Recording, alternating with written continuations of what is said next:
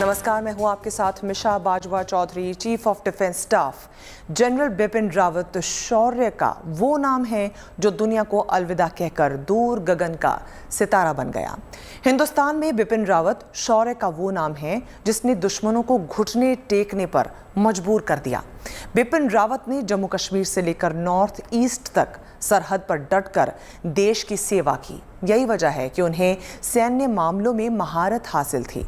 इन्हीं खूबियों के चलते बिपिन रावत को पहले आर्मी चीफ बनाया गया और फिर देश का पहला चीफ ऑफ डिफेंस यानी CDS नियुक्त किया गया।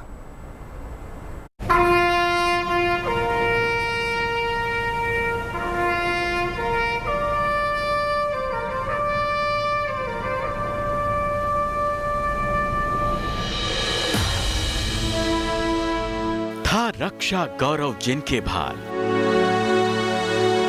रण कौशल शक्ति बेमिसाल, रिपु से टकराते हो अधीर, था धन्य धरा का शूरवीर। देश सर्वप्रथम यानी नेशन फर्स्ट। बहुत सारे अल्फाज नहीं चाहिए जनरल बिपिन रावत की कहानी कहने के लिए। देश सर्वप्रथम, नेशन फर्स्ट। महज इन 4 शब्दों ने जनरल बिपिन रावत की जिंदगी की परिभाषा को गढ़ा था। बिपिन रावत केवल एक नाम है। बिपिन रावत का ओहदा तब बढ़ जाता है जब वो चीफ ऑफ आर्मी स्टाफ कहलाता है, और चीफ ऑफ आर्मी स्टाफ वो तभी कहलाता है जब उसके साथ सारी टीम मिलकर काम करती है। देश की रक्षा को अपना धर्म बनाने वाला, देश के नाम, नमक, निशान और इज्जत को अपना गर्व बनाने वाले, हर मंच, हर मौके पर शत्रु को चेताने वाले, भारत भूमि के लिए रक्षा की ढाल थे general Bipin Rawat. Well, these strikes were more in the terms of a messaging that we wanted to communicate to them, and I think they've understood what we mean, and that these things could follow if required.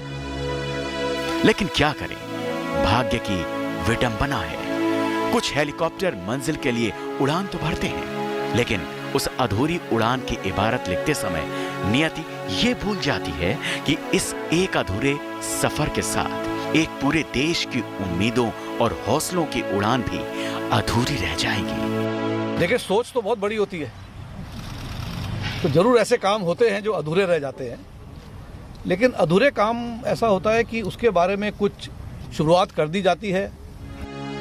लेकिन आप यकीन रखिए general, आपका कोई भी सपना अधूरा नहीं रहेगा। अलविदा general. Bureau report, good news today. CDS Bipin Rawat के असमय निधन से पूरा देश सदमे में है। प्रधानमंत्री मोदी, रक्षा मंत्री राजनाथ सिंह, गृह मंत्री अमित शाह समेत कई बड़ी हस्तियों ने उन्हें भावभीनी श्रद्धांजलि दी।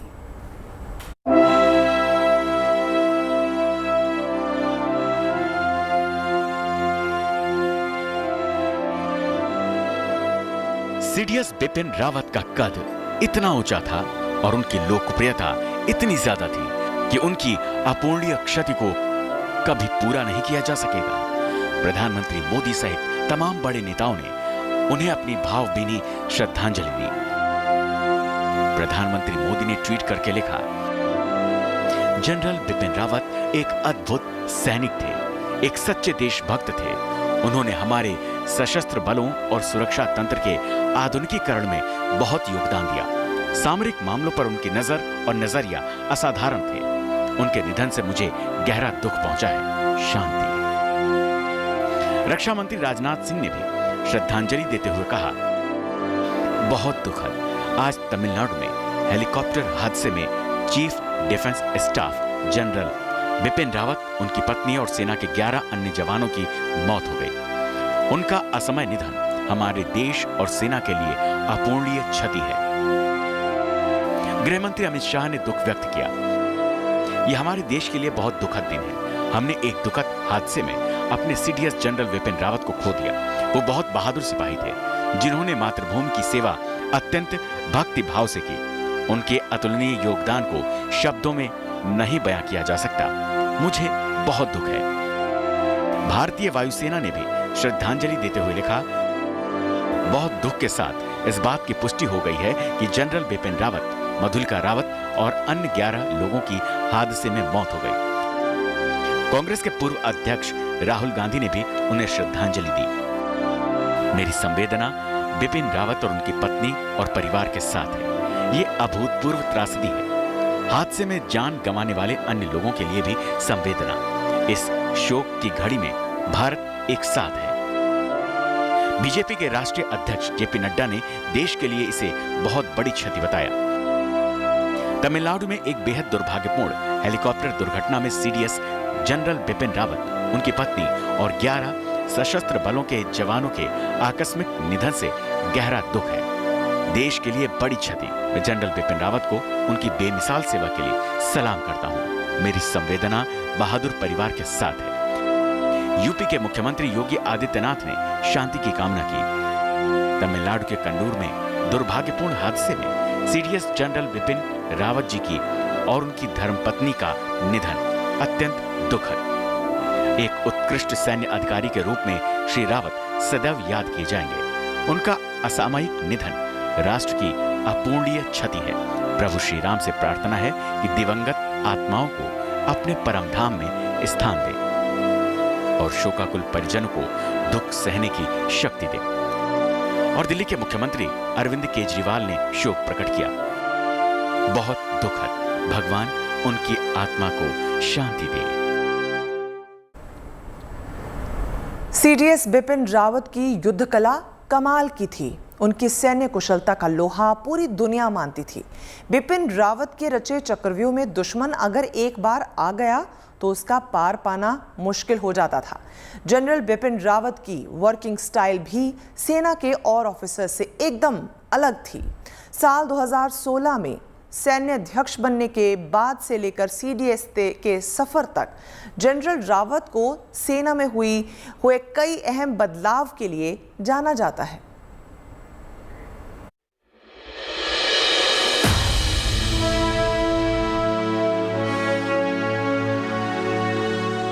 सरहद के उस पार जो आतंकवादी हैं वो तैयार बैठे हैं और हम भी उनके लिए इस तरह तैयार बैठे हैं।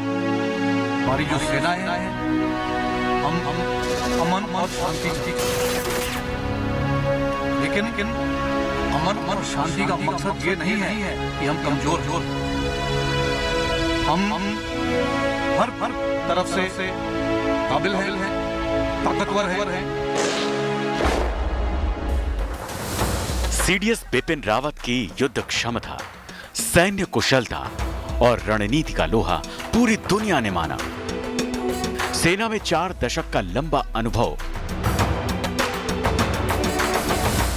उसकी वजह से उन्हें देश का पहला सीडीएस बनाया गया। काउंटर इंसर्जेंसी ऑपरेशन के एक्सपर्ट के तौर पर उन्होंने अपनी पहचान कायम की। जनरल बिपिन रावत की वर्किंग स्टाइल एकदम अलग रही। 2016 में सेना अध्यक्ष बनने के बाद से लेकर सीडीएस के सफर तक जनरल बिपिन रावत कई बदलावों के लिए जाने जाते रहे। सीडीएस बिपिन रावत के नेतृत्व में ही पाकिस्तान के आतंकवादी कैंपों को ध्वस्त किया गया था। भारत ने जब सर्जिकल स्ट्राइक की थी तब जनरल रावत ने ही पूरी प्लानिंग को अंजाम दिया था। साल 2016 में बिपिन रावत भारतीय सेना के प्रमुख बने। उस वक्त पाकिस्तानी आतंकियों ने जम्मू कश्मीर के उरी में सेना के कैंप पर हमला कर दिया। इस हमले से पूरे देश में गुस्से का उबाल था। सरकार ने सेना को बदला लेने की खुली छूट दी और जनरल बिपिन रावत ने सर्जिकल स्ट्राइक की रणनीति बनाई। सेना के जवानों ने जनरल रावत की प्लानिंग को अंजाम दिया और पाकिस्तान में घुसकर आतंकी ठिकानों को जमींदोज किया। इतना ही नहीं, इस तरीके से पूरा किया गया कि हमारे एक भी जवान को खरोच तक नहीं आई। जनरल बिपिन रावत कई प्रोजेक्ट्स पर काम कर रहे थे, जिनमें मुख्य रूप से आर्मी के हथियारों को अपग्रेड, स्ट्रेटेजिक पार्टनरशिप मॉडल पर बिपिन रावत की निगरानी में ही काम चल रहा था।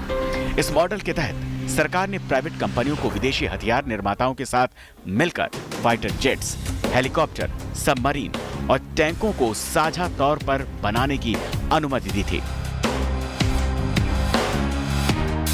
सेना को आधुनिक तकनीकों से जोड़ने के अलावा जनरल रावत 2022 तक थिएटर कमांड बनाने का काम कर रहे थे। उनका लक्ष्य था भविष्य की सुरक्षा चुनौतियों से निपटने के लिए तीनों सेनाओं के लिए एक मॉड्यूल तैयार करना। वो 4 नए थिएटर कमांड बनाने की रणनीति पर आगे बढ़ रहे थे।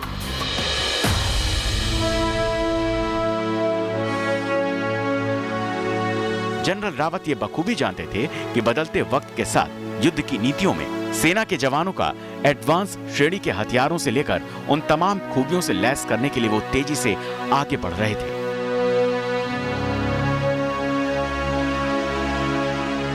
Bureau report, good news today. Afghanistan में तालिबान राज के बाद भारत की ओर आने वाले खतरे की आशंका को लेकर भी बिपिन रावत ने कहा था कि इसके लिए भी हम तैयार हैं। So as far as Afghanistan is concerned, we will make sure that any activity which is likely to flow out of Afghanistan and then find its way into India will be dealt with in the manner in which we are dealing with terrorism in our country. And I think if any other support can be forthcoming from the Quad nations in at least identifying the terrorists and getting some intelligence input to fight this global war on terrorism, I think that would be welcome. General Bipin Rawat की सैन्य कुशलता का अंदाजा इसी बात से लगाया जा सकता है कि उनके नेतृत्व में जून 2015 में मणिपुर में हुए आतंकी हमले के जवाब में म्यांमार में सर्जिकल स्ट्राइक को अंजाम दिया गया था। इस हमले में हमारे 18 जवान शहीद हुए थे, जिसके बाद 21 पैरा कमांडोज ने सीमा पार जाकर आतंकी संगठन NSCN के आतंकियों को मार गिराया था। तब 21 पैरा 3rd कॉर्प्स के अधीन थी, जिसके कमांडर बिपिन रावत ही थे। सरहद पर पाकिस्तान सेना ने भारतीय सैनिकों के साथ जो बर्बरता की थी, उसे लेकर भी जनरल ने दुश्मन देश को आगाह किया था। We need to take stern action to avenge the kind of barbarism that terrorists and the Pakistan army has been carrying out against our soldiers. That yes, it is time to give it back to them in the same coin. Pakistan के खिलाफ general Rawat के नेतृत्व में सबसे बड़ी surgical strike की गई। 29 सितंबर 2016 को भारतीय सेना ने POK में सर्जिकल स्ट्राइक को अंजाम दिया था। इस कार्रवाई में कई आतंकी कैंप्स धराशायी हुए थे और 300 से ज्यादा आतंकी मारे गए थे। दरअसल उरी में सेना के कैंप और पुलवामा में हुए हमले में कई जवान शहीद हुए थे, जिसके बाद भारतीय सेना ने ये एक्शन लिया था। 4 दशक से भी ज्यादा वक्त तक देश के लिए सैन्य सेवा देने वाले जनरल बिपिन रावत देश के हर नौजवान के लिए उम्मीद की किरण है। उनका पूरा सफरनामा राष्ट्र सेवा और राष्ट्र रक्षा को समर्पित रहा। कठिन से कठिन वक्त में देश के दुश्मनों को हद में रखा और वक्त आने पर उनके नेतृत्व में सेना ने शौर्य और पराक्रम की ऐसी कहानी लिखी जिसे सुनकर दुश्मनों की कई पीढ़ियों की रूह कांपती रहेगी।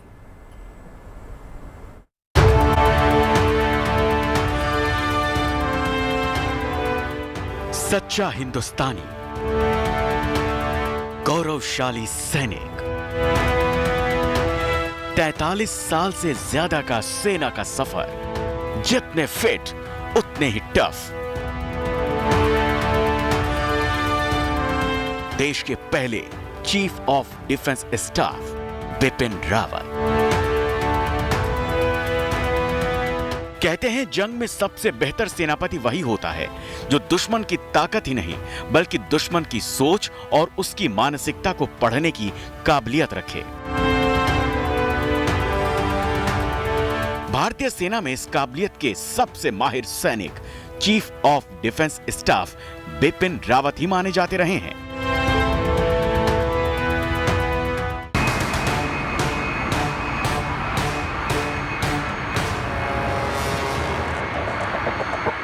हिंदुस्तान के जंगी बेड़े में एक 20 साल का नौजवान आता है, गोरखा राइफल ज्वाइन करता है और करीब 41 साल की सर्विस में वो देश का 27वां सेना अध्यक्ष बन जाता है।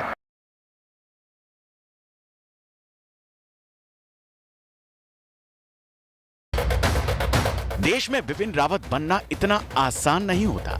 बिपिन रावत बनने के मायने क्या है, ये जानना है, वो समझना है, तो बिपिन रावत की जड़ों को, उनकी विरासत को समझना होगा। आजादी के 11 साल बाद 1958 में बिपिन रावत उत्तराखंड के पौड़ी में सैनिक के घर पैदा हुए। पिता लक्ष्मण रावत लेफ्टिनेंट जनरल थे, लिहाजा फौज का आत्म अनुशासन, साहस, शौर्य, पराक्रम सभी विरासत में मिला।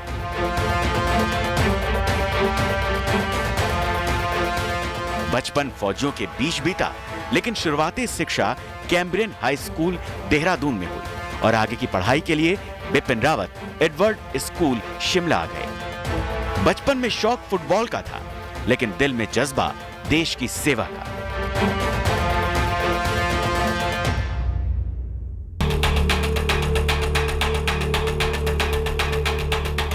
उन्नीस 1971 में भारत ने पाकिस्तान को काटकर दुनिया के नक्शे पर बांग्लादेश बना दिया और इसी ऐतिहासिक जीत के कई साल बाद बिपिन रावत ने उसी शौर्य गाथा को आगे बढ़ाते हुए भारतीय सेना ज्वाइन की। तारीख 16 दिसंबर 1978, जब पहली बार बिपिन रावत को गोरखा रेजिमेंट की 5वीं बटालियन में सेकंड लेफ्टिनेंट के तौर पर कमीशन किया गया। 41 साल बाद बिपिन रावत को 37वें सेना अध्यक्ष के रूप में दलबीर सिंह सुहाग ने सेना की कमान सौंपी।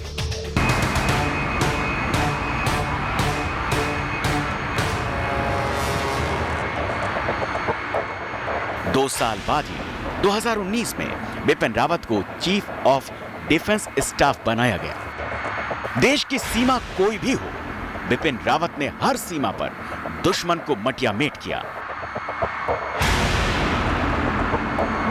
बिपिन रावत जितनी अपनी हिम्मत और अपने हथियार को जानते थे, उससे ज्यादा वो दुश्मन को समझते थे। इसलिए उनको देश में काउंटर इमरजेंसी ऑपरेशंस यानी जवाबी कार्रवाई के एक्सपर्ट के तौर पर जाना जाता था। सीडीएस रावत ने हमेशा से चीन को भारत के लिए पाकिस्तान से बड़ी चुनौती माना।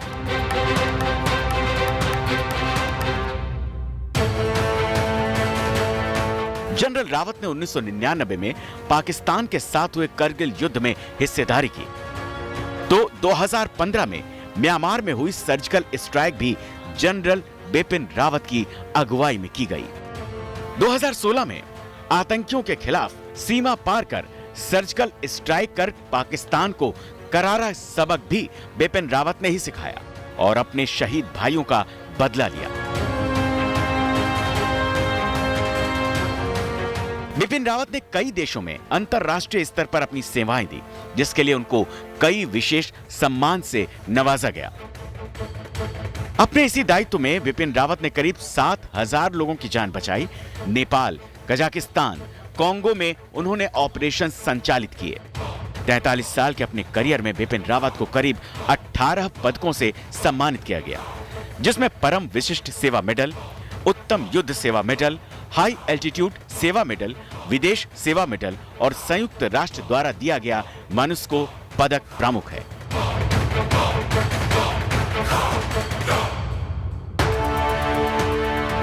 सीडीएस बिपिन रावत की राइफल का वार जितना सटीक था, उनके कलम की धार भी उतनी ही असरदार होती थी। राजनीति पर लिखे गए उनके कटाक्ष भरे लेख खूब पढ़े जाते थे।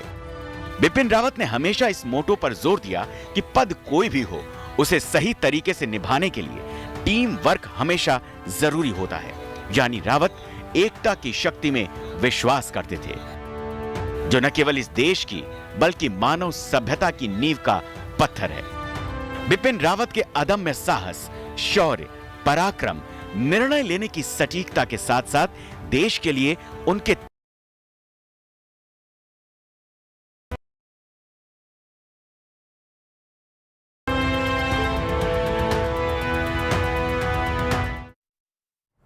बिपिन रावत जिस हेलीकॉप्टर में सवार थे, उसे दुनिया के सबसे एडवांस हेलीकॉप्टर में से एक माना जाता है। इस हेलीकॉप्टर का इस्तेमाल वीवीआईपीज के लिए भी होता है। MI-17V5 हेलीकॉप्टर की क्या खासियत है, आपको वो भी बताते हैं।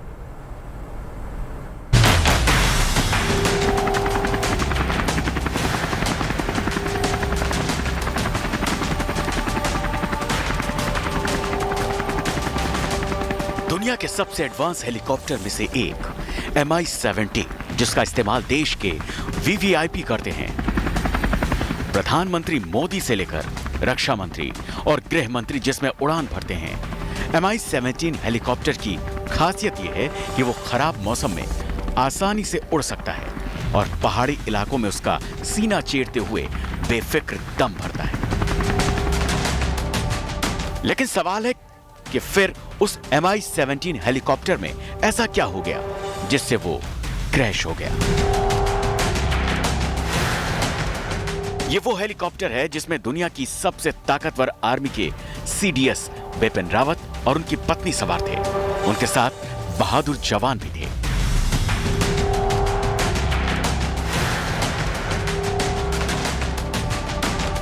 ये तस्वीरें देखकर अंदाजा लगाया जा सकता है कि हादसा कितना दर्दनाक रहा।